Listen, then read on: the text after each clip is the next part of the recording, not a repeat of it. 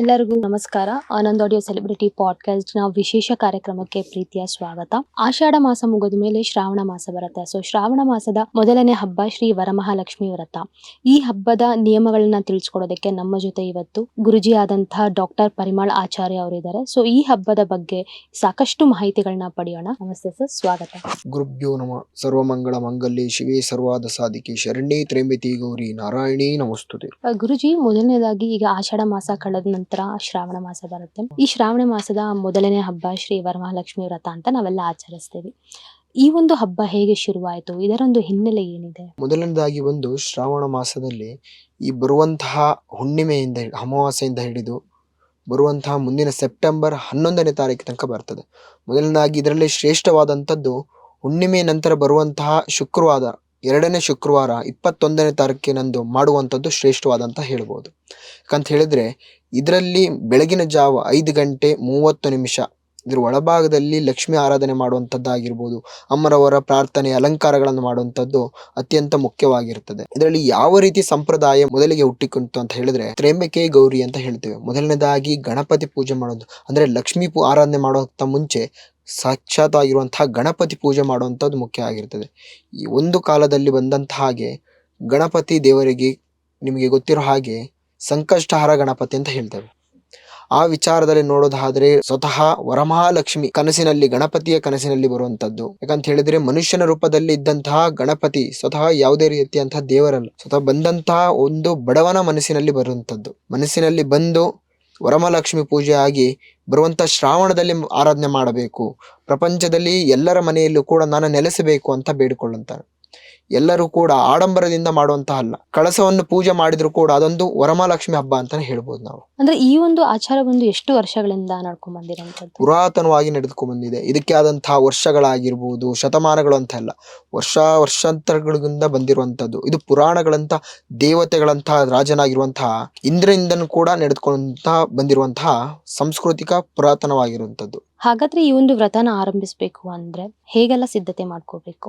ಈ ವ್ರತನ ಮಾಡಬೇಕು ಅಂತ ಹೇಳಿದ್ರೆ ಮುಖ್ಯವಾಗಿ ಮುಟ್ಟಾಗಿರುವಂತದ್ದಾಗಿರ್ಬೋದು, ಸೂತಕದ ಸಮಯಗಳಿದ್ರೆ ಯಾವುದೇ ಕಾರಣಕ್ಕೂ ಕೂಡ ಮಾಡ್ಲಿಕ್ಕೆ ಹೋಗಬಾರ್ದು. ಇದಕ್ಕೆ ಮಾಡಬೇಕಾಗಿರುವಂತ ಸಮಯಗಳಂತ ಇರ್ತದೆ. ಶ್ರಾವಣ ಮಾಸದಲ್ಲಿ ಮಾಡಬೇಕು ಪರ್ಟಿಕ್ಯುಲರ್ ಆಗಿ. ಇದನ್ನ ಕಂಪ್ಲೀಟ್ ಆಗಿ ಬರುವಂತ ಶ್ರಾವಣ ಮಾಸ ಹುಣ್ಣಿಮೆಯ ನಂತರ ಬರುವಂತದ್ದು ಪ್ರತಿ ವರ್ಷ ಕೂಡ ಇದೇ ರೀತಿಯಾಗಿ ಬರ್ತದೆ. ಹಿಂದಿನ ದಿವಸ ಹುಣ್ಣಿಮೆ ಆಗಿರ್ತದೆ, ಮುಂದಿನ ದಿವಸನೇ ಶುಕ್ರವಾರದಂದು ವರಮಹಾಲಕ್ಷ್ಮಿ ಹಬ್ಬ ಅನ್ನೋದು ಬರ್ತದೆ. ಈಗ ಬಂದಿರುವಂಥದ್ದು ಎರಡನೇ ಶುಕ್ರವಾರ 21ನೇ ತಾರೀಕು ಬಂದಿದೆ.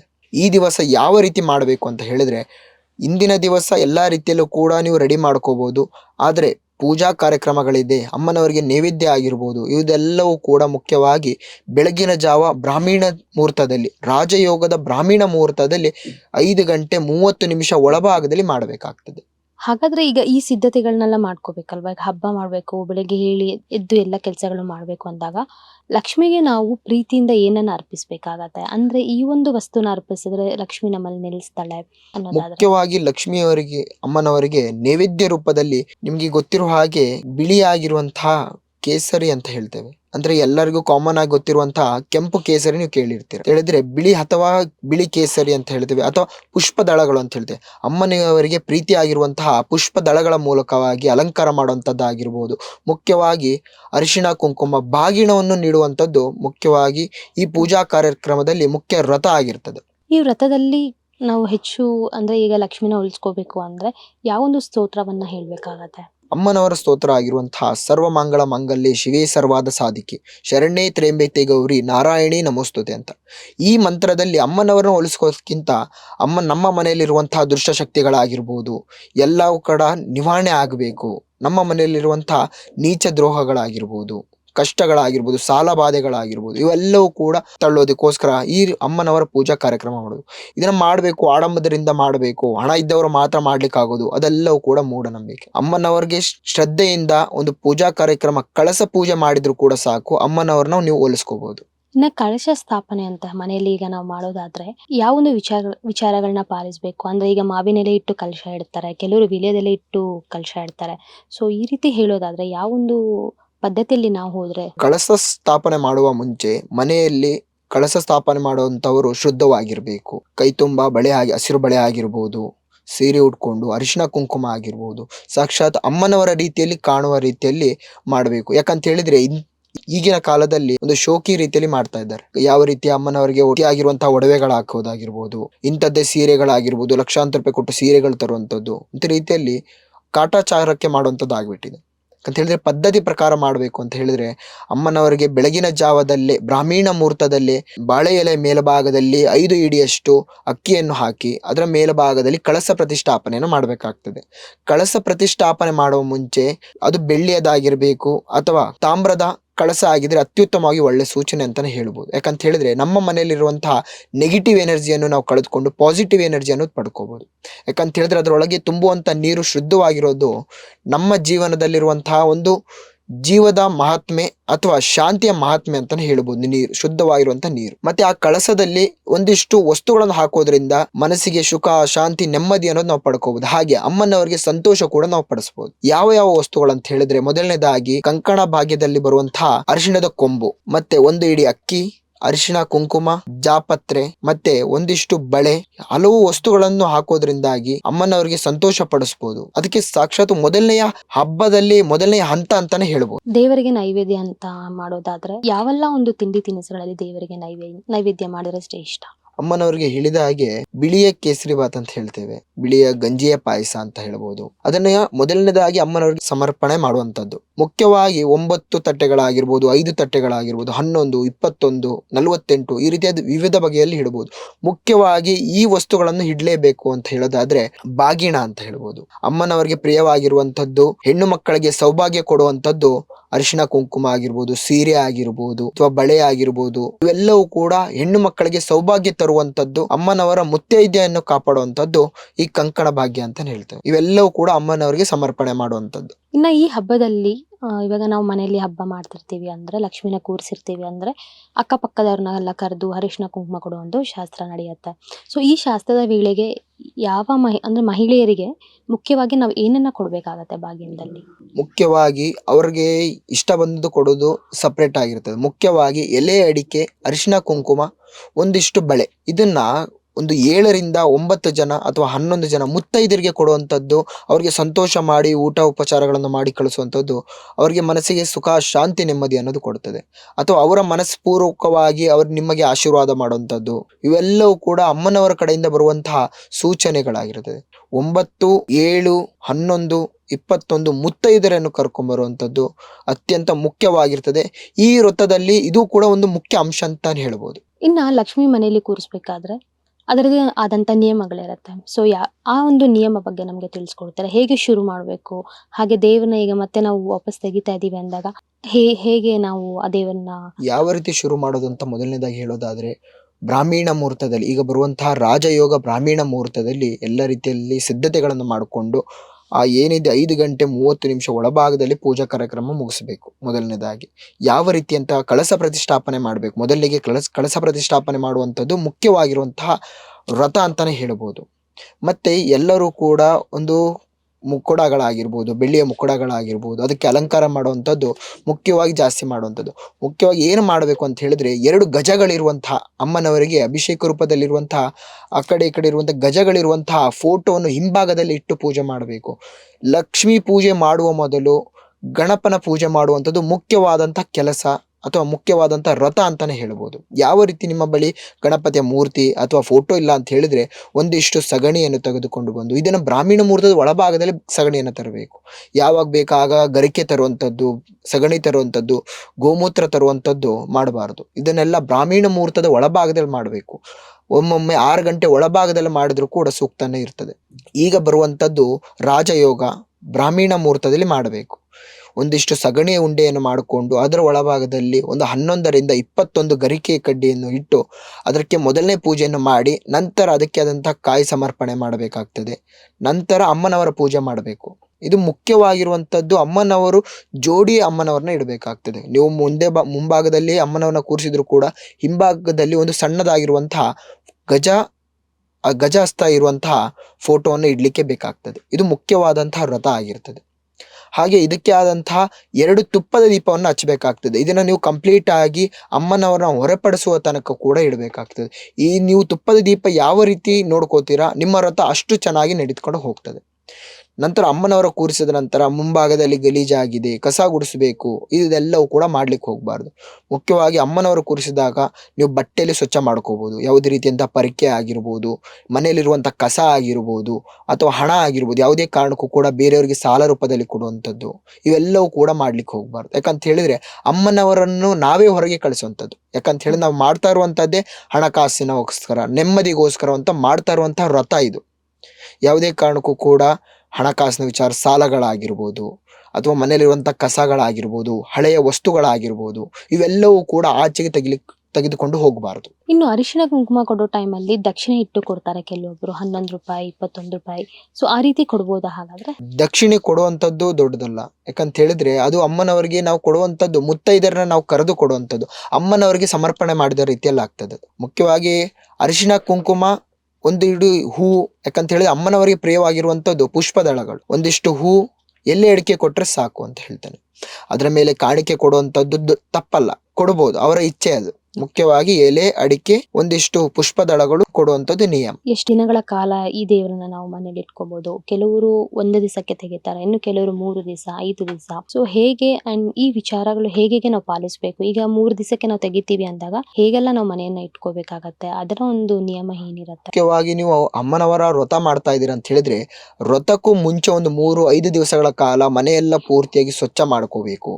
ಅಥವಾ ಮನೆಯಲ್ಲಿ ಮುಟ್ಟಾದವರಾಗಿರ್ಬೋದು, ಮನೆಯಲ್ಲಿ ಯಾವುದೇ ರೀತಿಯಾದಂಥ ಸಾವಿನ ಸುದ್ದಿ ಇದ್ರೆ, ಯಾವ ಸುದ್ದಿ ಮುಂದೆ ಬರ್ತಾ ಇದೆ ಅಂತ ಹೇಳಿದ್ರು ಕೂಡ ನೀವು ಅಮ್ಮನವರ ವ್ರತ ಮಾಡಲಿಕ್ಕೆ ಹೋಗಲೇಬಾರದು. ಮುಂದಿನ ವರ್ಷ ಆಗಿರ್ಬೋದು, ಬರುವಂಥ ಸಮಯದಲ್ಲಿ ಮಾಡಬೇಕಾಗ್ತದೆ. ಯಾಕಂತ ಹೇಳಿದ್ರೆ ಈ ವರ್ಷದಲ್ಲಿ ಬಂದಿರುವಂಥದ್ದು ಆಗಸ್ಟ್ 13ರಿಂದ ಸೆಪ್ಟೆಂಬರ್ 11 ತನಕ ಬಂದಿದೆ. ಈ ಸಮಯದಲ್ಲಿ ನೀವು ಯಾವಾಗ ಬೇಕಾದ್ರೂ ಮಾಡ್ಬೋದು. ಗೊತ್ತಾಗ್ತಿಲ್ಲ? ಕಂಪ್ಲೀಟ್ ಆಗಿ ಅಮ್ಮನವರ ವ್ರತ ಮಾಡಬೇಕು ಅಂತ ಹೇಳಿದ್ರೆ ಶ್ರದ್ಧೆ, ನೀತಿ, ನಿಯಮಗಳು ಮುಖ್ಯವಾಗಿ ಪಾಲನೆ ಮಾಡಬೇಕು. ಈ ಪಾಲನೆ ಮಾಡೋದ್ರಿಂದ ಆಗಲೇ ನಿಮ್ಮ ಮನೆಯಲ್ಲಿರುವಂತಹ ದುಷ್ಟಶಕ್ತಿಗಳಾಗಿರ್ಬೋದು, ನಿಮಗೆ ಇರುವಂತಹ ಮಾಂತ್ರಿಕ ಪ್ರಯೋಗಗಳಾಗಿರ್ಬೋದು, ಹಣಕಾಸಿನ ಸಾಲ ಬಾಧೆಗಳಾಗಿರ್ಬೋದು, ಎಲ್ಲವೂ ಕೂಡ ನಿವಾರಣೆ ಆಗ್ಲಿಕ್ಕೆ ಒಂದು ಸೂಕ್ತವಾಗಿರುವಂತಹ ಪ್ರಯೋಗ ಅಂತಾನೆ ಹೇಳ್ಬೋದು. ಇನ್ನು ನಾ ಕೇಳಿದ ಹಾಗೆ ಇನ್ನು 3 ದಿನಗಳ ನಂತರ ಅವರು ಲಕ್ಷ್ಮಿನ ಅವರು ಪಡಿಸ್ತಿದ್ದಾರೆ ಅಂದ್ರೆ, ಸೊ ಮನೆಯಲ್ಲಿ ಹೇಗೆಲ್ಲ ಪೂಜೆಗಳು ಮಾಡ್ಬೇಕಾಗತ್ತೆ ಆ 3 ದಿವಸ? ನಾನು ಹೇಳಿದ್ನಲ್ಲ, ಮೊದಲನೇ ಹೇಳಿದ ಹಾಗೆ ತುಪ್ಪದ ದೀಪ ಹಚ್ಚುವಂಥದ್ದು ಮೊದಲನೆಯ ವ್ರತ ಅಂತ ಹೇಳ್ಬೋದು. ಯಾಕಂತ ಹೇಳಿದ್ರೆ ನಾವು ಅದನ್ನ ನೋಡ್ಲಿಕ್ಕೆ ಆಗ್ತದೆ, ನಮ್ಮ ಮನೆಯಲ್ಲಿ ಯಾವುದೇ ರೀತಿಯಿಂದ ತೊಂದರೆಗಳಿಲ್ಲ ಅಂತ ಹೇಳಿದ್ರೆ 3 ದಿವಸ, 5 ದಿವಸ, 9 ದಿವಸಗಳು ಕೂಡ ನಾವು ಪ್ರಾರ್ಥನೆಯನ್ನು ಮಾಡಬಹುದು. ಅದಕ್ಕೆ ಯಾವುದೇ ರೀತಿಯಾದಂತಹ ತೊಂದರೆಗಳಿಲ್ಲ. ಯಾಕಂತ ಹೇಳಿದ್ರೆ ಮಾಡುವಂತಹ ಶ್ರದ್ಧೆ, ಭಕ್ತಿ, ನಿಯಮಗಳು ಪಾಲನೆ ಮಾಡ್ತೇನೆ, ನನ್ನಲ್ಲಿರುವಂತಹ ನಾನು ನೋಡ್ಕೊಂತೇನೆ ಅಂತ ಹೇಳಿದ್ರೆ ನಾವು ಮಾಡ್ಲಿಕ್ಕೆ ಸಾಧ್ಯ. ನಾವು 1 ದಿನ ಮಾಡಬೇಕು, 9 ದಿನ ಮಾಡಬೇಕು, ಅದೆಲ್ಲ ಇಲ್ಲ. ನಿಯಮಗಳು ಪಾಲನೆ ಮಾಡಲಿ ನಮ್ಮ ಅನುಸಾರಗಳು, ನಮ್ಮ ಶಕ್ತಿ ಇದೆ ಅಂತ ಹೇಳಿದ್ರೆ ಮಾತ್ರ ಮಾಡ್ಲಿಕ್ಕೆ ಸಾಧ್ಯ. ಯಾಕಂತ ಹೇಳಿದ್ರೆ ಅಮ್ಮನವರ ವ್ರತ ಮಾಡುವಂಥದ್ದು ಸಾಮಾನ್ಯವಾಗಿ ಶ್ರದ್ಧೆಯಿಂದ ಮಾಡಬೇಕು. ಅಡೆತಡೆಗಳಂಥದ್ದು ಅತಿಯಾಗಿ ಬರ್ತದೆ. ಯಾಕಂತ ಹೇಳಿದ್ರೆ ಜನರಿಗೆ ಆಲ್ಮೋಸ್ಟ್ ಗೊತ್ತಿರ್ತದೆ, ಮಾಡಬೇಕು ಅಂತ ವರ್ಷಾಂತರ ಬಂದಿರ್ತಾರೆ, ಆದ್ರೆ ಮಾಡ್ಲಿಕ್ಕೆ ಆಗೋದಿಲ್ಲ. ಒಂದಾದ್ಮೇಲೆ ಒಂದು ಕಷ್ಟಗಳು ಅನ್ನೋದು ಬರ್ತದೆ, ಹಣಕಾಸಿನ ತೊಂದರೆಗಳಿದೆ, ಎಲ್ಲವೂ ಕೂಡ ಸರಿ ಇದ್ರೂ ಕೂಡ ಮಾಡ್ಲಿಕ್ಕೆ ಮನಸ್ಸು ಅನ್ನೋದು ಇರೋದಿಲ್ಲ. ಇನ್ನು ಈ ವ್ರತನ ಮುಕ್ತಾಯ ಮಾಡ್ಬೇಕಂದ್ರೆ ಹೇಗೆ, ಯಾವ ರೀತಿ ಪೂಜೆ ಮಾಡಿ ದೇವರಿಗೆ ಮುಕ್ತಾಯ ಮಾಡಿಕೊಡ್ಬೇಕು? ಈಗ ನೀವು ಅಮ್ಮನವ್ರನ್ನ ಯಾವ ರೀತಿ ಕೂರಿಸಿ ಅಲಂಕಾರಗಳನ್ನ ಮಾಡಿ ನೈವೇದ್ಯ ಮಾಡಿ ಯಾವ ರೀತಿ ಪೂಜೆಯನ್ನು ಶುರು ಮಾಡ್ತಿರೋ ಅದೇ ರೀತಿಯಾಗಿ ಅಮ್ಮನವರನ್ನು ಕೂಡ ಕಡೆಗೊಳಿಸಬೇಕು. ಯಾವ ಬ್ರಾಹ್ಮಣ ಮುಹೂರ್ತದಲ್ಲಿ ಅಮ್ಮನವರನ್ನ ಪ್ರತಿಷ್ಠಾಪನೆ ಮಾಡಿರ್ತಾರ ಅದೇ ಬ್ರಾಹ್ಮಣ ಮುಹೂರ್ತದಲ್ಲಿ ಕೂಡ ಅಮ್ಮನವ್ರನ್ನ ಕಡೆಗೊಳಿಸುವಂಥದ್ದು. ಯಾವ ರೀತಿ ಅಂತ ಹೇಳಿದ್ರೆ ಅಮ್ಮನವರಿಗೆ ಪೂಜಾ ಕಾರ್ಯಕ್ರಮ ಆಗಿರ್ಬೋದು, ಪುಷ್ಪದಳಗಳಿಂದ ಅಲಂಕಾರಗಳಾಗಿರ್ಬೋದು, ಅವರಿಗೆ ನೈವೇದ್ಯ ಮಾಡುವಂಥದ್ದು. ಆ ಸಮಯದಲ್ಲೂ ಕೂಡ ಒಂದು 9 ಜನ ಮುತ್ತೈದರನ್ನು ಕರೆದುಕೊಂಡು ಅವರಿಗೆ ಕಾಣಿಕೆ ರೂಪದಲ್ಲಿ ಅಥವಾ ಏನ್ ಹೇಳ್ತೇವೆ ಅರಿಶಿಣ ಕುಂಕುಮ ಅಂಥದ್ದು ಇವೆಲ್ಲವೂ ಕೊಡೋದ್ರಿಂದ ಅಮ್ಮನವ್ರನ್ನ ತೆಗೆಯುವಂಥದ್ದು. ತೆಗೆದ ನಂತರ ಕಳಸದಲ್ಲಿರುವಂಥ ನೀರು ಯಾವುದೇ ಕಾರಣಕ್ಕೂ ಕೂಡ ಹೊರಗೆ ಇರುವಂಥ ಜನರಿಗೆ ಕೊಡಬಾರ್ದು, ಮನೆಯಲ್ಲಿರುವಂಥ ಜನರಿಗೆ ಕೊಡುವಂಥದ್ದು. ಅದನ್ನು ಶಾಶ್ವತವಾಗಿ ಕುಡಿಯೋದ್ರಿಂದ ಮನೆಯಲ್ಲಿರುವಂಥವರ ಆರೋಗ್ಯ ಸಮಸ್ಯೆಗಳಾಗಿರ್ಬೋದು, ಇವಾಗ ಇತ್ತೀಚೆಗೆ ಬರುವಂತಹ ಕ್ಯಾನ್ಸರ್ಗಳಾಗಿರ್ಬೋದು, ತುಂಬ ಆರೋಗ್ಯ ಸಮಸ್ಯೆಗಳು ಬರ್ತಾ ಇದೆ. ಆ ನೀರು ಕುಡಿಯೋದ್ರಿಂದ ಒಳ್ಳೆ ಔಷಧಿ ಅಂತಾನೆ ಹೇಳ್ಬೋದು. ಆ ಔಷಧಿ ಅಂತ ಯಾವ ರೀತಿ ಅಂತ ಹೇಳಿದ್ರೆ ನಾವು ಹಾಕಿರುವಂತಹ ಗಂಜಳಗಳಾಗಿರ್ಬೋದು, ಗಂಗಾಸ್ಥಳದ ನೀರಾಗಿರ್ಬೋದು, ಇದರಿಂದ ಅಮ್ಮನವರ ಪ್ರತಿಷ್ಠಾಪನೆ ಆಗಿರುವಂತಹ ನೀರು ನಮ್ಮ ಆರೋಗ್ಯದಲ್ಲಿರುವಂತಹ ವೈಮನಸ್ಸನ್ನೆಲ್ಲ ಕ್ಲಿಯರ್ ಮಾಡ್ತದೆ. ಇನ್ನು ನೋಡೋದಾದ್ರೆ ಆ ನೀರನ್ನ ಕೆಲವರು ಗಿಡಕ್ಕೆ ಚೆಲ್ತಾರೆ. ಸೊ ಅದೆಷ್ಟು ಸರಿ ಹಾಗಾದ್ರೆ? ಉಳಿದಂತ ನೀರು ಶುದ್ಧವಾಗಿರುವಂತ ಗಿಡಕ್ಕೆ ಚೆಲ್ಲಬೇಕು. ಯಾಕಂತ ಹೇಳಿದ್ರೆ ತುಳಸಿ ಗಿಡ ಆಗಿರ್ಬೋದು, ತೆಂಗಿನ ಗಿಡ ಆಗಿರ್ಬೋದು, ಅಥವಾ ನೀವು ಹೇಳುವಂತ ಮನಿ ಪ್ಲಾಂಟ್ ಗಳಾಗಿರ್ಬೋದು, ಶುದ್ಧವಾಗಿರುವಂತ ಗಿಡಕ್ಕೆ ಹಾಕಬೇಕು. ಯಾವ್ದಾದ್ರು ರೋಡಲ್ಲಿ ಇರುವಂತ ಗಿಡಗಳಿಗೆ ಆ ರೀತಿ ಹಾಕುವಂಥದ್ದಲ್ಲ. ಅಲ್ಲಿ ಆ ಜಾಗದಲ್ಲಿ ಯಾರು ಕೂಡ ಓಡಾಡಬಾರದು ಅಂತ ಜಾಗದಲ್ಲಿ ಹಾಕುವಂಥದ್ದು ಸೂಕ್ತ. ಇನ್ನು ಕೆಲವರು ಒಂದು ದಿವಸಕ್ಕೆ ಮಾತ್ರ ದೇವ್ರನ್ನ ಸ್ಥಾಪನೆ ಮಾಡ್ಕೊಳ್ತಾರೆ ಮನೆಯಲ್ಲಿ. ಅಂದ್ರೆ ಬೆಳಿಗ್ಗೆ ಈಗ ಪೂಜೆ ಮಾಡಿ ಇರ್ತಾರೆ, ಸಂಜೆ ಆ ದೇವ್ರನ್ನ ತೆಗೆದು ಬಿಡ್ತಾರೆ. ಸೊ ಆ ರೀತಿ ನೀವು ಹೇಳೋದಾದ್ರೆ, ನೀವು ಹೇಳಿದ್ರಿ ನಾವು ಅಂದ್ರೆ ಬ್ರಾಹ್ಮಿ ಮುಹೂರ್ತದಲ್ಲಿ ಆ ದೇವ್ರನ್ನ ಇಟ್ರೆ ಅದೇ ನೆಕ್ಸ್ಟ್ ಬ್ರಾಹ್ಮಿ ಮುಹೂರ್ತದಲ್ಲಿ ದೇವ್ರನ್ನ ತೆಗಿಬೇಕು ಅಂತ ಹೇಳ್ತೀರಾ. ಹೌದು, ಸೊ ಈಗ ಒಂದು ದಿನಕ್ಕೆ ಯಾರಾದ್ರೂ ದೇವ್ರನ್ನ ತೆಗಿಳ್ತಾ ಇದ್ದಾರೆ ಅಂದ್ರೆ ಆಗ ಸಂಜೆ ಮಾಡ್ಬೋದಾ? ಅದು ಆ ರೀತಿ ಮಾಡ್ಲಿಕ್ಕೆ ಸಾಧ್ಯ ಇಲ್ಲ. ಯಾಕಂತ ಹೇಳಿದ್ರೆ ಅರ್ಧ ವ್ರತ ಹಾಕ್ಬಿಡ್ತದೆ. ಆ ರೀತಿ ಯಾವುದೇ ಕಾರಣಕ್ಕೂ ಕೂಡ ನೀವು ಬೆಳಗ್ಗೆಯಿಂದ ಮಾಡಿರುವಂತ ವ್ರತ ಎಲ್ಲವೂ ಕೂಡ ನೀರಲ್ಲಿ ಹೋಮ ಮಾಡಿದಾಗ ಆಗಿಬಿಡ್ತದೆ. ಯಾವ ರೀತಿಯಲ್ಲಿ ನಾವು ಪೂಜಾ ಕಾರ್ಯಕ್ರಮ ಮಾಡಿ ಅಮ್ಮನವರನ್ನ ಪ್ರತಿಷ್ಠಾಪನೆ ಮಾಡಿರ್ತೇವೆ, ಅದೇ ರೀತಿಯಲ್ಲಿ ಕೂಡ ಅಮ್ಮನವರನ್ನ ಹೊರಗಡಿಸುವಂಥದ್ದು. ಹಾಗಾದ್ರೆ ಸಂಜೆ ಟೈಮಲ್ಲಿ ಈ ಒಂದು ಯಾಕಂತ ಹೇಳಿದ್ರೆ ಅಮ್ಮನವರು ನಮ್ಮ ಮನೆ ಒಳಭಾಗದಲ್ಲಿ ಬರುವಂತದ್ದೇ ಸಾಯಂಕಾಲದ ವೇಳೆ. ಯಾಕಂತ ಹೇಳಿದ್ರೆ ಸಾಯಂಕಾಲದ ವೇಳೆ ಹೆಣ್ಣು ಮಕ್ಕಳು ಯಾರು ಮನೆಗೆ ಬಂತ ಹೇಳಿದ್ರೆ ಕಾಮನ್ ಆಗಿ ಹೇಳುವಂಥದ್ದು ಅಮ್ಮನವರು ಬಂದ್ರು, ಲಕ್ಷ್ಮಿ ಬಂದ್ರು ಅಂತ ಹೇಳ್ತೇವೆ. ಅಳುವಂಥದ್ದು ಯಾವುದೇ ಕಾರಣಕ್ಕೂ ಕೂಡ ಈ ರಥದಲ್ಲಿ ಮಾಡಬಾರದು. ಮುಖ್ಯವಾಗಿ ಹೆಣ್ಣು ಮಕ್ಕಳು ಸಾಂಸ್ಕೃತಿಕ ಪ್ರಕಾರವಾಗಿ ಅಮ್ಮನವರು ವ್ರತ ಮಾಡ್ತಾ ಇದ್ದಾರೆ ಅಂತ ಹೇಳಿದ್ರೆ ಹಸಿರು ಸೀರೆ ಉಡ್ಕೊಂಡಿರುವಂಥದ್ದು, ಕೈ ತುಂಬ ಬಳೆ ಹಾಕೊಂಡಿರುವಂಥದ್ದು, ಕೂದಲು ಕಟ್ಕೊಂಡಿರುವಂಥದ್ದು, ಇವೆಲ್ಲವೂ ಕೂಡ ಅಮ್ಮನವರಿಗೆ ವ್ರತ ರೂಪದಲ್ಲಿ ಮಾಡಬೇಕು. ಯಾವುದೇ ರೀತಿಯಂತ ಅಮ್ಮನವರಿಗೆ ನಾವು ಜಾಸ್ತಿ ಆದಂಥ ಒಡವೆ ಹಾಕಿಲ್ಲ, ಆಡಂಬರ ಮಾಡಿಲ್ಲ ಅಂತ ಹೇಳಿ ನೊಂದ್ಕೊಳ್ಳುವಂಥದ್ದಲ್ಲ. ಎಷ್ಟು ಆಗ್ತದೋ ಅಷ್ಟು ಮಾಡೋದ್ರಲ್ಲಿ ನಾವು ಸಂತೃಪ್ತರಾಗಬೇಕು. ಇನ್ನು ಗುರುಜಿ, ಈ ಹಬ್ಬ ಈಗ ಶುರುವಾಗಿದೆ, ಶ್ರಾವಣ ಮಾಸ ಶುರುವಾಗಿದೆ. ಯಾವ್ಯಾವ ರಾಶಿ ಫಲ ಹೇಗಿದೆ ಅಂತ ತಿಳಿಸ್ಕೊಡ್ತೀರಾ? ಮೊದಲನೇದಾಗಿ ಬಂದು ಮೇಷರಾಶಿ. ಮೇಷರಾಶಿಯವರು ಯಾವುದೇ ಕಾರಣಕ್ಕೂ ಕೂಡ ಅವರು ಹೋಗುವಂಥ ಒಳ್ಳೆ ಸ್ಥಳಗಳಿಗಾಗಿರ್ಬೋದು, ಆ ಹಬ್ಬದ ದಿನ ಅಂತ ಹೇಳಿದ್ರೆ ಈ ಶ್ರಾವಣ ಮಾಸದಲ್ಲಿ ನಡೀತಿರುವಂತಹ ಈ ದಿವಸ ಯಾವುದೇ ಕಾರಣಕ್ಕೂ ಕೂಡ ಹಣಕಾಸಿನ ಸಹಾಯ ಆಗಿರ್ಬೋದು, ಏನೇ ತೊಂದರೆಗಳಾಗಿದ್ದವ್ರಿಗೆ ಸಹಾಯ ಮಾಡುವಂಥದ್ದು ಅತ್ಯುತ್ತಮವಾಗಿ ಒಳ್ಳೆ ರೂಪ ಅಂತ ಹೇಳ್ಬೋದು. ಅವರು ಈಗ ಅವ್ರಿಗೆ ಕೈಯಲ್ಲಾದಂತೂ ನೀಡಿದರೆ ಅವ್ರಿಗೆ ವರ್ಷಾದ ಪೂರ್ತಿಯಾಗಿ ಅವರು ಸಂತೋಷದ ಜೀವನ ಅನ್ನೋದು ಕಾಣಬಹುದು. ಮುಖ್ಯವಾಗಿ ಇವರ ಗ್ರಹಗತಿಗಳನ್ನು ನೋಡೋದಾದರೆ ಬುಧ ಗ್ರಹವು ಕೂಡ ಶನಿ ಗ್ರಹವು ಕೂಡ ಒಂದೇ ಮನೆಯಲ್ಲಿ ಇರೋದ್ರಿಂದಾಗಿ ಅದೃಷ್ಟದ ಬಾಗಿಲು ಅಂತಲೇ ಹೇಳ್ಬೋದು ಇವರಿಗೆ ಈ ಶ್ರಾವಣ ಮಾಸದಿಂದ ಮುಂದಕ್ಕೆ. ಎರಡನೇದಾಗಿ ವೃಷಭ ರಾಶಿ. ಈ ವೃಷಭ ರಾಶಿಯವರ ಗ್ರಹಗತಿಗಳನ್ನು ನೋಡೋದಾದರೆ ಶನಿ ಮತ್ತು ಶುಕ್ರ ಇವೆರಡೂ ಕೂಡ 8ನೇ ಮನೆಯಲ್ಲಿ ಇರೋದ್ರಿಂದಾಗಿ ಇವರು ಮಾಡುವಂಥ ಕೆಲಸಗಳಲ್ಲಿ ಅಡೆತಡೆಗಳು ಅನ್ನೋದು 100% ಬರ್ತದೆ. ಇದೆಲ್ಲವೂ ಕೂಡ ಮನಸ್ಸಿಗೆ ತಗೊಳ್ದಲೆ ಇವರು ಮಾಡುವಂಥ ಕೆಲಸಗಳಲ್ಲಿ ಶ್ರದ್ಧೆ ಭಕ್ತಿಯಿಂದ ತೋರಿಸೋದಾದರೆ ಕಂಪ್ಲೀಟ್ ಆಗಿ ಆಗುವಂಥ ಕೆಲಸಗಳು 100% ಆಗ್ತದೆ. ಇವರು ಮಾಡಬೇಕಾಗಿರುವಂಥ ಮುಖ್ಯ ಕೆಲಸಗಳು ಏನಪ್ಪಾ ಅಂತ ಹೇಳಿದ್ರೆ ಈ ವರಮಹಾಲಕ್ಷ್ಮಿ ಶ್ರಾವಣ ಮಾಸದಲ್ಲಿ ಮಾಡಬೇಕಾದ್ರೆ ಮುಖ್ಯ ಕೆಲಸ ಅಂತ ಹೇಳಿದ್ರೆ ಬಿಳಿ ಬಟ್ಟೆ ಹಾಕುವಂಥದ್ದು ಅಡೆತಡೆಗಳನ್ನು ನಿಂದಿಸಬೇಕು. ಯಾಕಂತ ಹೇಳಿದ್ರೆ ಈ ಶ್ರಾವಣ ಮಾಸದಲ್ಲಿ ಬಿಳಿ ಬಟ್ಟೆ ಹಾಕುವಂಥದ್ದು ಸ್ವಲ್ಪ ಕಮ್ಮಿ ಮಾಡುವಂಥದ್ದು ಸೂಕ್ತ. ಯಾಕಂತ ಹೇಳಿದ್ರೆ ಜನರಿಗೆ ಕುಕ್ಕುವಂತಹ ಕಣ್ಣುಗಳಾಗ್ತದೆ. ಯಾಕಂತ ಹೇಳಿದ್ರೆ ಇವರ ಮೇಲೆ ಆದಷ್ಟು ದೃಷ್ಟಿದೋಷ ಅನ್ನೋದು ತುಂಬ ಬೀಳ್ತಾ ಇರ್ತದೆ. ಆಲ್ಮೋಸ್ಟ್ ಈ ಶ್ರಾವಣ ಮಾಸದಲ್ಲಿ ಅಮ್ಮನವರ ಪ್ರಾರ್ಥನೆ ಅಥವಾ ಅಮ್ಮನವರಿಗೆ ತುಪ್ಪದ ದೀಪ ಹಚ್ಚೋದ್ರಿಂದ ಇವರ ಮೇಲಿರುವಂತಹ ದೃಷ್ಟಿದೋಷ ಏನಿದೆ ಕ್ಲಿಯರ್ ಮಾಡ್ಕೋಬಹುದು. ನಂತರ ಮಿಥುನ ರಾಶಿ. ಮಿಥುನ ರಾಶಿಯವರು ಯಾವುದೇ ಕೆಲಸ ಮಾಡಬೇಕು ಅಂತ ಹೇಳಿದ್ರು ಕೂಡ ಸ್ವಬುದ್ಧಿಯಿಂದ ಮಾಡುವಂಥದ್ದು, ಅವರ ಸ್ವತಃ ಯೋಚನೆಯಿಂದ ಮಾಡುವಂಥದ್ದು ಸೂಕ್ತವಾಗಿರ್ತದೆ. ಯಾಕಂತ ಹೇಳಿದ್ರೆ ಜೊತೆಯಲ್ಲಿರೋರೇ ಅವರಿಗೆ ಹಳ್ಳಕ್ಕೆ ತಳ್ಳುವಂಥ ಕೆಲಸಗಳು ಮಾಡುವಂಥದ್ದು ಈ ಶ್ರಾವಣ ಮಾಸದಿಂದ ಅವರ ಜೀವನದಲ್ಲಿ ಇರುವಂತಹ ಘಟನೆ ಆಗಿರ್ತದೆ. ಯಾಕಂತ ಹೇಳಿದ್ರೆ ಅವರ ಸ್ವಂತ ಬುದ್ಧಿ ಯೋಚನೆ ಮಾಡಿ ಏನೇ ಕೆಲಸ ಮಾಡ್ತೀನಿ ಅಂತ ಹೇಳಿದ್ರೆ ಅದಕ್ಕೆ 100% ರಿಸಲ್ಟ್ ಅನ್ನೋದು ಅವ್ರು ಪಡಿಬೋದು. ಇಲ್ಲ ಇವರ ಮಾತು ಕೇಳ್ತೇನೆ, ನಾನು ಮುಂದೆ ಹೋಗ್ತೇನೆ ಅಂತ ಹೇಳಿದ್ರೆ ಅವರು ಹಾಕಿರುವಂತಹ ಹಳ್ಳಕ್ಕೆ ಅವರೇ ಬೀಳುವಂತ ಚಾನ್ಸಸ್ ಕೂಡ ಇದೆ. ನಂತರ ಕರ್ಕಾಟಕ ರಾಶಿ. ಈ ಕರ್ಕಾಟಕ ರಾಶಿಯವರು ಹೋಗುವಂತ ಸ್ಥಳಗಳಲ್ಲಿ ಗ್ರಹಣ ಸಂಗತಿಗಳು ಇರುವಂತದ್ದು ಈ ವರ್ಷದಲ್ಲಿ ಕಂಡು ಬಂದಿದೆ. ಯಾಕಂತ ಹೇಳಿದ್ರೆ ಶ್ರಾವಣ ಮಾಸದಿಂದ ನಂತರಕ್ಕೆ ಬರುವಂತದ್ದು ಕರ್ಕಾಟಕ ರಾಶಿಯವರಿಗೆ ಗ್ರಹಣ ಸಂಕತಿ ಅಂತಾನೆ ಹೇಳ್ಬೋದು. ಯಾಕಂತ ಹೇಳಿದ್ರೆ ಈ ಗ್ರಹಣ ಸಂಕಟದಿಂದ ಅವರಿಗೆ ಆಚೆ ಬರಬೇಕು ಅಂತ ಹೇಳಿದ್ರೆ ಕೆಲವಷ್ಟು ನೀತಿ ನಿಯಮಗಳ ಪಾಲನೆ ಮಾಡುವಂಥದ್ದು, ಇವರ ಆರೋಗ್ಯಕ್ಕೆ ಆಗಿರ್ಬೋದು, ಉದ್ಯೋಗದಲ್ಲೇ ಆಗಿರ್ಬೋದು, ಅಥವಾ ಸ್ವತಃ ಓನ್ ಬಿಸ್ನೆಸ್ ಆಗಿರ್ಬೋದು, ಇವೆಲ್ಲವೂ ಕೂಡ ಇಂಪ್ರೂವ್ಮೆಂಟ್ ಅನ್ನೋದು ಕಾಣ್ಬೋದು. ಯಾವ ರೀತಿ ನಿಯಮಗಳಂತ ಹೇಳಿದ್ರೆ ಅಮ್ಮನವರ ಆರಾಧನೆ ಮಾಡುವಂಥದ್ದಾಗಿರ್ಬೋದು, ಅಥವಾ ಒಂದಿಷ್ಟು ಜನರಿಗೆ ಸಹಾಯ ಮಾಡುವಂಥದ್ದಾಗಿರ್ಬೋದು, ಇವರ ಕೈಯಲ್ಲಿ ಆಗುವಂಥ ಸಹಾಯ ಮಾಡುವಂಥದ್ದು. ಮತ್ತು ಪ್ರತಿ ಶನಿವಾರ ಮತ್ತು ಶುಕ್ರವಾರದಂದು ಅಮ್ಮನವರ ದೇವಸ್ಥಾನಕ್ಕೆ ಮತ್ತು ಶನಿ ಮಹಾತ್ಮನ ದೇವಸ್ಥಾನಕ್ಕೆ ಹೋಗಿ ಎಳ್ಳೆಣ್ಣೆ ಆಗಿರ್ಬೋದು, ತುಪ್ಪ ಆಗಿರ್ಬೋದು ದಾನ ಮಾಡೋದ್ರಿಂದ ಇವರ ಆರೋಗ್ಯಕ್ಕೆ ಒಳ್ಳೆ ಸೂಚನೆ ಮತ್ತು ಯಾವುದೇ ರೀತಿಯಾದ ತೊಂದರೆಗಳಿಂದ ಪಾರಾಗ್ಬೋದು ಅಂತಾನೆ ಹೇಳ್ಬೋದು. ಸಿಂಹ ರಾಶಿ ಇವರಿಗೆ ಎಷ್ಟೋ ವರ್ಷಗಳಿಂದ 30-35 ಆದ್ರೂ ಕೂಡ ಕಂಕಣ ಭಾಗ್ಯ ಕೂಡಿ ಬಂದಿಲ್ಲ ಅಂತ ಹೇಳಿದ್ರೆ, ಈ ವರ್ಷದಲ್ಲಿ ಬರುವಂತಹ ಡಿಸೆಂಬರ್ ಒಳಭಾಗದಲ್ಲಿ ಕಂಕಣ ಭಾಗ್ಯ ಅನ್ನೋದು 100% ಕೂಡಿ ಬರ್ತದೆ. ಇವರು ಮಾಡಬೇಕಾಗಿರುವಂತಹ ಒಂದು ನಿಯಮ ಅಂತ ಹೇಳಿದ್ರೆ, ಒಂದಿಷ್ಟು ಮುತ್ತೈದರಿಗೆ ಮನೆಗೆ ಕರೆದುಕೊಂಡು ಬಂದು ಈ ಶ್ರಾವಣ ಮಾಸದಲ್ಲಿ ಅವರ ಪಾದಪೂಜೆಗಳಾಗಿರ್ಬೋದು, ಅವರಿಗಿಷ್ಟು ಹಣಕಾಸಿನ ಸಹಾಯ ಆಗಿರ್ಬೋದು ಅಂತ ಹೇಳಿದ್ರೆ ದಾನದ ರೂಪದಲ್ಲಿ ಕೊಡೋದು ಇವರ ಕಂಕಣ ಭಾಗ್ಯಕ್ಕೆ ಆದಷ್ಟು ಬೇಗ ಕಂಕಣ ಭಾಗ್ಯ ಕೂಡಿ ಬರ್ತದೆ. ಕನ್ಯಾ ರಾಶಿಯವ್ರಿಗೂ ಕೂಡ ಸೇಮ್ ಆಗಿರ್ತದೆ. ಯಾಕಂತ ಹೇಳಿದ್ರೆ ಇವ್ರದ್ದು ಕೂಡ ಕಂಕಣ ಭಾಗ್ಯದಲ್ಲಿ ಮತ್ತೆ ಸಾಲದ ಸಮಸ್ಯೆಯಿಂದ ತುಂಬಾ ಬಳಲ್ತಾ ಇದ್ರೆ, ಇವರು ಮಾಡುವಂತ ಕೆಲಸ 5 ಜನ ಮುತ್ತೈದೆ ಅಥವಾ 9 ಜನ ಮುತ್ತೈದೆಯರನ್ನ ಮನೆಗೆ ಕರೆದುಕೊಂಡು ಬಂದು ಅವರ ಊಟೋಪಚಾರಗಳಾಗಿರ್ಬೋದು, ಯಾವುದೇ ರೀತಿಯಾದಂತಹ ತಾಳಿ ಆಗಿರ್ಬೋದು, ಕಂಕಣಗಳನ್ನು ನೀಡೋದ್ರಿಂದಾಗಿ ಸೂಕ್ತ ಅಂತಾನೆ ಹೇಳ್ಬೋದು. ಯಾಕಂದ್ರೆ ಆದಷ್ಟು ಬೇಗ ಬರುವಂತಹ ಡಿಸೆಂಬರ್ ಒಳಭಾಗದಲ್ಲಿ ಇವರಿಗೆ ಕಂಕಣ ಭಾಗ್ಯ ಅನ್ನೋದು ಕೂಡಿ ಬರ್ತದೆ. ತುಲಾ ರಾಶಿ, ಈ ತುಲಾ ರಾಶಿಯವರ ಜೀವನದಲ್ಲಿ ಯಾವ ರೀತಿ ಅಂತ ಹೇಳಿದ್ರೆ, ಕಷ್ಟಗಳು ಅನ್ನೋದು ಇವರ ಜೀವನದಲ್ಲಿ ಬಂದಿರೋದ್ರಿಂದ ಈ ಶ್ರಾವಣ ಮಾಸದಲ್ಲಿ ಇಷ್ಟಿಷ್ಟು ನಿಯಮಗಳನ್ನು ಇವರು ಪಾಲನೆ ಮಾಡಿದ್ರಲ್ಲಿ ಇವರ ಮುಂದಿನ ದಾರಿ ಅನ್ನೋದು ಇವರು ಮಾಡ್ಕೋಬಹುದು. ಯಾವ ರೀತಿ ಅಂತ ಹೇಳಿದ್ರೆ, ಇವರ ಮನೆಯಲ್ಲಿ ದಕ್ಷಿಣ ಮೂಲೆ ಭಾಗದಲ್ಲಿ ಒಂದು ಕಳಸ ಪ್ರತಿಷ್ಠಾಪನೆಯನ್ನು ಮಾಡಿ, ಅಥವಾ ಈಗ ಬರುವಂತಹ ವರಮಹಾಲಕ್ಷ್ಮಿ ಹಬ್ಬದಲ್ಲಿ ಈ ಕಳಸ ಪ್ರತಿಷ್ಠಾಪನೆಯನ್ನು ಮಾಡಿ ಅದಕ್ಕೆ ಆದಂತಹ ಪೂಜಾ ಕಾರ್ಯಕ್ರಮಗಳನ್ನು ಮಾಡಿ, ಇವರು ಮಾಡುವಂಥ ಕೆಲಸದಲ್ಲಿ ಯಾವುದೇ ಕೆಲಸಗಳಾಗಿರ್ಬೋದು ಶ್ರದ್ಧೆ ಭಕ್ತಿಯಿಂದ ಮಾಡೋದ್ರಿಂದ ಇವು ಹೋಗುವಂಥ ದಾರಿ ಕೂಡ ಸುಲಭವಾಗಿ ಇರ್ತದೆ. ಈ ಕಳಸ ಪ್ರತಿಷ್ಠಾಪನೆ 3 ಶುಕ್ರವಾರ ಮಾಡಬೇಕಾಗ್ತದೆ.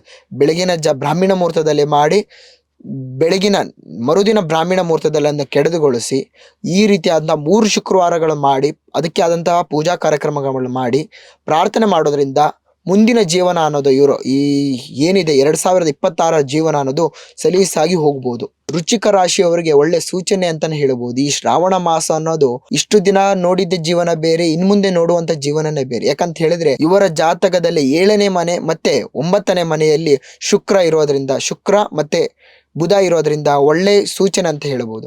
ಇವರ ಗುರುಗಳಿಂದ ಇವರಿಗೆ ಆಶೀರ್ವಾದ ಅನ್ನೋದು 100% ಸಿಗ್ತದೆ. ಇವರು ಮಾಡುವಂಥ ಉದ್ಯೋಗದಲ್ಲಾಗಿರ್ಬೋದು ಅಥವಾ ವಿದ್ಯಾಭ್ಯಾಸ ಮಾಡ್ತಾ ಇದ್ರೆ ಎಲ್ಲದೂ ಕೂಡ ಒಂದು ರೀತಿಯಂಥ ಒಳ್ಳೆ ರಿಸಲ್ಟ್ ಅನ್ನೋದು ಕೊಡ್ತದೆ. ಎಷ್ಟು ಕಷ್ಟಪಡ್ತಾ ಇದ್ದಾರೆ ಅದಕ್ಕೆ ಒಳ್ಳೆ ಪ್ರತಿಫಲ ಅನ್ನೋದು ಸಿಗ್ತದೆ ಈ ವರ್ಷದಲ್ಲಿ ಅವರಿಗೆ. ಧನುಸ್ಸು ರಾಶಿಯವರಿಗೆ ಅವರು ಕಂಡುಕೊಂಡಿರುವಂಥ ಕನಸುಗಳು ನನಸು ಮಾಡಿಕೊಳ್ಳಿಕ್ಕೆ ಇದೊಂದು ಒಳ್ಳೆ ಸಮಯ ಅಂತಾನೆ ಹೇಳ್ಬೋದು. ಅವರು ತಗೊಳ್ಳುವಂಥ ವೆಹಿಕಲ್ಗಳಾಗಿರ್ಬೋದು ಅಥವಾ ಮನೆ ನಿರ್ಮಾಣಗಳಾಗಿರ್ಬೋದು, ಇವೆಲ್ಲದೂ ಕೂಡ ಒಂದು ಒಳ್ಳೆ ಸೂಚನೆ ಅನ್ನೋದು ಈ ಶ್ರಾವಣ ಮಾಸದಲ್ಲಿ ಬಂದಿದೆ. ಈ ಶ್ರಾವಣ ಮಾಸ ಅನ್ನೋದು ಈ ವರ್ಷದಲ್ಲಿ 2 ದಿನ ಹೆಚ್ಚಿಗೆ ಬಂದಿರೋದ್ರಿಂದ ಈ ಧನುಸ್ಸು ರಾಶಿಯವರಿಗೆ ಒಳ್ಳೆ ಲಾಭಗಳು ಅಂತಾನೆ ಹೇಳ್ಬೋದು. ಮಕರ ರಾಶಿಯವರಿಗೆ ಕೆಲವೊಂದು ಬಂದಿರುವಂಥ ದೃಷ್ಟಿದೋಷ ನಿವಾರಣೆ ಮಾಡ್ಕೊಳ್ಳಿಕ್ಕೆ ಒಳ್ಳೆ ಸಮಯ ಅಂತ ಹೇಳ್ಬೋದು. ಯಾಕಂತ ಹೇಳಿದ್ರೆ ಇವರ ಜೀವನದಲ್ಲಿ ಇಲ್ಲಿಯವರೆಗೂ ಕಂಡಂತಹ ಸುಖ ಶಾಂತಿ ನೆಮ್ಮದಿ ಕೂಡ ಇನ್ನು ಮುಂದೆ ಕಳೆದುಕೊಂಡಿರುವಂಥ ಚಾನ್ಸಸ್ ಇದೆ. ಯಾಕಂತ ಹೇಳಿದ್ರೆ ಮೊದಲನೇದಾಗಿ ದೃಷ್ಟಿದೋಷ ಅನ್ನೋದು ಒಂದು ವ್ಯಕ್ತಿಯ ಕಣ್ಣು ಬಿದ್ದರೆ ಆ ಮನುಷ್ಯನ ಜೀವನನೇ ಹಾಳಾಗ್ತದೆ. ಈ ವ್ಯಕ್ತಿಯವರು ಮಾಡುವಂಥ ಮೊದಲನೇ ಕೆಲಸ ಅಂತ ಹೇಳಿದ್ರೆ, ಇವರ ಹತ್ರ ಎಷ್ಟೇ ದುಡ್ಡಿದ್ರು ಕೂಡ, ಎಷ್ಟೇ ಜಾಸ್ತಿ ಸೌಕರ್ಯಗಳಾಗಿದ್ರು ಕೂಡ ಜನರ ಮುಂದೆ ತೋರಿಸ್ಕೊಳ್ಳಿಕ್ಕೆ ಹೋಗಬಾರ್ದು. ನಾನಾಯ್ತು, ನನ್ನ ಮನೆ ಆಯ್ತು, ನನ್ನ ಸಂಸಾರ ಆಯ್ತು ಅನ್ನೋದು ಇದ್ರೆ ಅವರ ಜೀವನಕ್ಕೆ ಅವರು ಒಳ್ಳೆ ಮಾರ್ಗ ಅಂತ ಹೇಳ್ಬೋದು. ಇಲ್ಲ ನಿನಗೆ ಕಷ್ಟ ಇದೆಯೇನಪ್ಪ ತಗೊಳಪ್ಪ ಅಂತ ಇವರೇ ಎತ್ತಿ ಕೊಡುವಂಥದ್ದಲ್ಲ. ಅವ್ರು ಕೇಳಿದಾಗ ಇವರ ಕೈಲಾಗುವಂಥ ಸಹಾಯ ಅನ್ನೋದು ಮಾಡಬೇಕು. ಇಲ್ಲ ನಾನು ಮಾಡ್ತೇನೆ, ಎಲ್ಲದಕ್ಕೂ ನಾನು ಹೋಗ್ತೇನೆ ಅಂತ ಮುಂದೆ ಹೋಗುವಂಥದ್ದು ಇವರಿಗೆ ಒಳ್ಳೆ ಕಠಿಣ ಪರಿಶ್ರಮ ಅಂತ ಬೀಳ್ತದೆ. ಕುಂಭರಾಶಿ, ಈ ಕುಂಭರಾಶಿಯವರು ಅತಿಯಾಗಿ ಕಪ್ಪು ಬಣ್ಣದ ಬಟ್ಟೆ ಹಾಕೋದನ್ನ ಸ್ವಲ್ಪ ಕಮ್ಮಿ ಮಾಡಿದ್ರೆ ಇವರ ಜೀವನಕ್ಕೆ ಒಳ್ಳೆ ದಾರಿ ಮಾಡ್ಕೋಬಹುದು. ಯಾಕಂತ ಹೇಳಿದ್ರೆ ಇವರ ಜೀವನದಲ್ಲಿ ಶನಿ ಅನ್ನೋದು ಗ್ರಹಗಳಲ್ಲಿ ಸಂಚಾರ ಮಾಡ್ತಾ ಇದ್ದಾನೆ. ಎಲ್ಲ ರಾಶಿಯಲ್ಲೂ ಕೂಡ ಒಂದು ಸ್ಥಳದಲ್ಲಿ ಕೂತ್ಕೊಂಡಿದ್ರೆ ಈ ವರ್ಷದಲ್ಲಿ ಎಲ್ಲಾ ಸ್ಥಳಗಳು ಕೂಡ ಸಂಚಾರ ಮಾಡ್ತಾ ಇರೋದ್ರಿಂದ ಕಪ್ಪು ಬಟ್ಟೆ ಅನ್ನೋದು ಸ್ವಲ್ಪ ಅವಾಯ್ಡ್ ಮಾಡುವಂಥದ್ದು ಒಳ್ಳೆಯದು. ಯಾಕಪ್ಪ ಅಂತ ಹೇಳಿದ್ರೆ ಮುಂದೆ ಹೋಗುವಂಥ ದಾರಿ ಸುಲಭ ಆಗಬೇಕು. ದಾರಿಯಲ್ಲಿ ಹೋಗುವಂಥದ್ದು ಸುಲಭ ಅಲ್ಲ. ಯಾಕಂತ ಹೇಳಿದ್ರೆ ಆ ಕಷ್ಟಗಳು ಅನ್ನೋದು ನಾವು ಅವಾಯ್ಡ್ ಮಾಡಬೇಕು ಅಂತ ಹೇಳಿದ್ರೆ ಕೆಲವೊಂದಿಷ್ಟು ನಿಯಮಗಳನ್ನು ಪಾಲನೆ ಮಾಡಬೇಕು. ಶನಿ ಮಹಾತ್ಮ ಆರಾಧನೆ ಮಾಡುವಂಥದ್ದಾಗಿರ್ಬೋದು. ಯಾಕಂತ ಹೇಳಿದ್ರೆ 17 ವರ್ಷಕ್ಕೆ ಒಮ್ಮೆ ಬರುವಂಥದ್ದು ಶನಿ ಮಹಾತ್ಮ. ನಮ್ಮ ಬೆನ್ನು ಹೇರಿದ ಅಂತ ಹೇಳಿದ್ರೆ ಹೋಗುವಂಥದ್ದು ತುಂಬಾನೇ ಕಠಿಣ. ಅದಕ್ಕೋಸ್ಕರವಾಗಿ ಶನಿ ಮಹಾತ್ಮನ ಆರಾಧನೆ ಮಾಡುವಂಥದ್ದು, ಪ್ರತಿ ಶನಿವಾರ ಬ್ರಾಹ್ಮಣ ಮುಹೂರ್ತದಲ್ಲಿ ಎಳ್ಳೆಣ್ಣೆ ದೀಪ ಹಚ್ಚುವಂಥದ್ದು ಮುಖ್ಯವಾಗಿರುವಂತಹ ಕೆಲಸ ಮಾಡಬೇಕು ಇವರು. ಕೊನೆಯದಾಗಿ ಮೀನರಾಶಿಯವರಿಗೂ ಕೂಡ ಕಂಕಣ ಭಾಗ್ಯದಲ್ಲಿ ಸಮಸ್ಯೆ ಇರೋದ್ರಿಂದಾಗಿ ಈ ವರ್ಷದಲ್ಲಿ ಈ ಶ್ರಾವಣ ಮಾಸದಲ್ಲಿ ನೀವು ಅನ್ಕೊಂಡಿರುವಂಥ ಕೆಲಸಗಳನ್ನ ಸಾಧಿಸ್ಬೋದು. ನೀವು ಇಷ್ಟೇ ದಿನದಲ್ಲಿ ಸಾಧಿಸಬೇಕು ಅಂತ ಅನ್ಕೊಂಡಿದ್ರೆ 100% ಸಾಧಿಸ್ಬೋದು. ಯಾಕಂತ ಹೇಳಿದ್ರೆ ಈ ಶ್ರಾವಣ ಮಾಸ ನಿಮ್ಗೆ ಒಳ್ಳೆ ಲಕ್ಕಿ ಸಮಯ ಅಂತಾನೆ ಹೇಳ್ಬೋದು, ಒಳ್ಳೆ ಸಮಯ ಅಂತಾನೆ ಹೇಳ್ಬೋದು. ಈ ಸಮಯದಲ್ಲಿ ಅನ್ಕೊಂಡಿರುವಂತ ಕೆಲಸ 100% ನೀವು ಮಾಡ್ತೀರಾ. ನೀವು ಮಾಡ್ಬೇಕಾಗಿರೋದಿಷ್ಟೇ ಗಮನ, ನಿಯಮಗಳನ್ನ 100% ನೀವು ಪಾಲನೆ ಮಾಡಿದ್ದಲ್ಲಿ ನಿಮ್ಮ ಗುರಿ ಅನ್ನೋದು ನೀವು ತಲುಪ್ತೀರಾ. ಗುರುಜಿ, ನಮ್ಮ ಕಾರ್ಯಕ್ರಮಕ್ಕೆ ಬಂದು ನೀವು ಇಷ್ಟೆಲ್ಲ ಒಂದು ಮಾಹಿತಿನ ಕೊಟ್ಟಿದ್ದೀರಾ. ವರಮಹಾಲಕ್ಷ್ಮಿ ಹಬ್ಬ ವ್ರತ ಹೇಗೆ ನಡೆಸಬೇಕು ಅಂಡ್ ಈ ಒಂದು ಶ್ರಾವಣದಲ್ಲಿ ಯಾವ್ಯಾವ ರಾಶಿಗಳಿಗೆ ಯಾವ್ಯಾವ ಫಲ ಇದೆ ಅಂತ ನಮಗೆ ಸಂಪೂರ್ಣವಾಗಿ ತಿಳಿಸ್ಕೊಟ್ಟಿದ್ದೀರಾ. ನಮ್ಮ ಕಾರ್ಯಕ್ರಮಕ್ಕೆ ಬಂದು ನಮಗೆ ಇಷ್ಟೆಲ್ಲ ಮಾಹಿತಿ ಕೊಟ್ಟು ಧನ್ಯವಾದಗಳು. ನಮಸ್ಕಾರ ಗುರುದೇವ್.